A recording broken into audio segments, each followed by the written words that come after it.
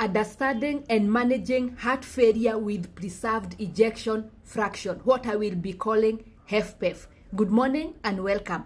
One of the most common questions many of you have asked in this series is, how do we manage heart failure with preserved ejection fraction, and do the 4 pillars of heart failure treatment apply? The short answer is yes, but HFpEF requires a different emphasis with a strong focus on comorbidities and cardiometabolic care. So today I want to talk about heart failure with preserved ejection fraction, HFpEF.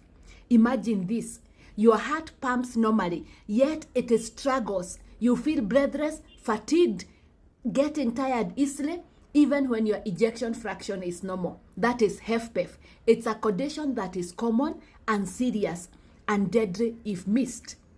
HFpEF is a form of heart failure in which the heart's pumping strength is normal. Ejection fraction is over 50%, but the heart muscle is stiff and does not relax properly. Because it does not relax properly, it cannot fill well with blood. The pressure rises inside the heart, causing congestion, and patients experience the classical symptoms of heart failure, such as breathlessness, fatigue, poor exercise tolerance, leg swelling, despite a normal ejection fraction. So let's start with what the guidelines clearly state. HFpEF accounts for about 50% of all heart failure cases. So it is common, and its prevalence continues to rise worldwide. And most of the time it's missed because the EF is normal. It predominantly affects older adults.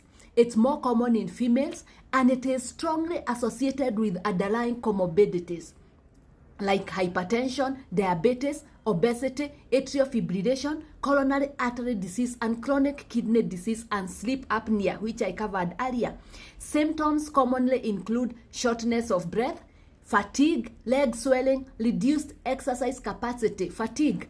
And here is the critical message that is often missed. HFpEF is not a milder form of heart failure.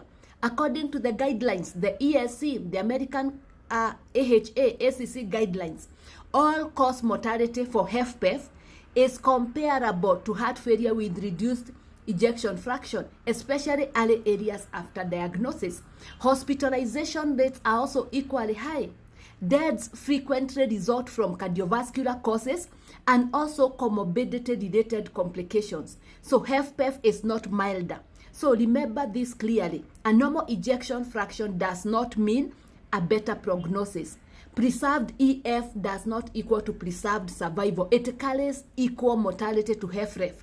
How do we diagnose heart failure with preserved ejection fraction?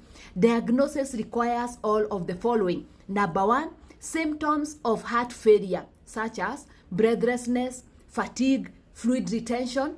Number 2, preserved ejection fraction on echocardiogram. The EF should be over 50% or higher on echo. Preserved ejection fraction. 3, objective evidence of cardiac dysfunction. This includes diastolic dysfunction, left atrial enlargement, left ventricular hypertrophy, or elevated feeding pressures. All those are also picked on echo. And number 4, elevated natriuretic peptides. So your BNP or NT-proBNP should be elevated. Please note the levels may be lower in people with obesity. And finally, other potential causes of heart failure are excluded, like valve disease. So once the diagnosis is made, how do we manage HFpEF, and where do the 4 pillars fit in? HFpEF has no single curative drug. Management focuses on prognosis, symptom relief, and aggressive treatment of comorbidities. HFpEF is a systemic cardiometabolic syndrome. So treatment of comorbidities is not just supportive, it is disease modifying in heart failure with preserved ejection fraction. So what are the core principles? Treat the congestion and treat the comorbidities. That is the foundational. Control your blood pressure, manage atrial fibrillation, optimize cardiometabolic health, obesity, reduce hospitalization, and improve quality of life. So what of the 4 pillars are central to HFpEF?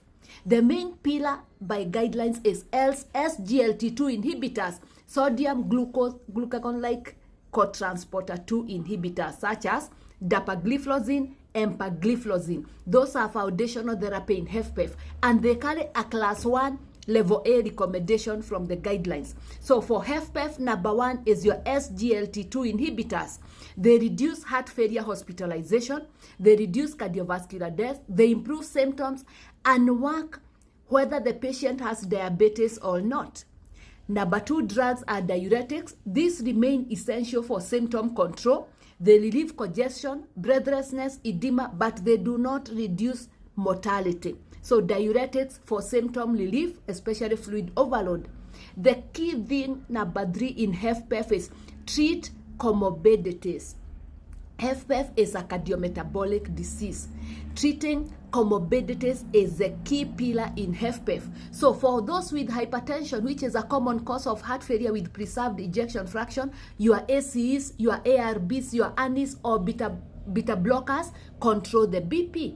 For diabetes, optimize glycemic control using your SGLT2 inhibitors and GLP-1 receptor agonists. I'll discuss about those slightly later. For obesity, lifestyle-based weight loss and GLP-1 receptor agonists, which will improve symptoms and exercise capacity and also cardiometabolic risk. For those with atrial fibrillation, treat the atrial fibrillation, whether rate or rhythm control, and remember anticoagulation. We discussed this earlier in the series. For coronary artery disease, use your anti-ischemic, optimize lipid control, and your antiplatelet therapy. And for those with sleep apnea, CPAP. We covered sleep apnea in an earlier episode. So CPAP to improve oxygenation, blood pressure, and cardiac workload. And also for CKD, the pillars for management of chronic kidney disease, close monitoring, and also drug titration to avoid the side effects. A special mention of the GLP-1 receptor agonists. Glucagon-like peptide 1 receptor agonists, GLP-1, are also very key in HFpEF. Glucagon-like peptide 1 receptor agonists, an example are the semaglutide, liraglutide, dulaglutide. They are cardiometabolic therapies and not just glucose-lowering drugs. So in HFpEF, they treat obesity and insulin resistance. They promote weight loss, and they improve blood pressure, lipid profile, and glycemic control. So remember, GLP-1 receptor agonists, they reduce cardiac workload, and they lower major adverse cardiovascular events in trials. So GLP-1 have a role in HFpEF for those who are obese, who have diabetes, in addition to the SGLT2 inhibitors. So they are increasingly recognized as an important adjunct therapy in selected patients with HFpEF, especially those with obesity and diabetes. We said HFpEF is a cardiometabolic disease. So a guideline snapshot for the treatment for HFpEF. Number 1, SGLT2 inhibitors, class 1, level A. They should be used in everyone with HFpEF. Your diuretics, they are also class 1 evidence for patients with fluid overload. Your ACEs, ARBs, and MRA beta blockers are class 2. Evidence is not as strong as SGLT2. And finally, lifestyle and comorbidity management is foundational for HFpEF. So the heart of the matter in HFpEF carries a high mortality compared to HFrEF, but it is treatable. Put your SGLT2, GLP-1s for obesity and diabetes. Lifestyle and comorbidity management can reduce mortality.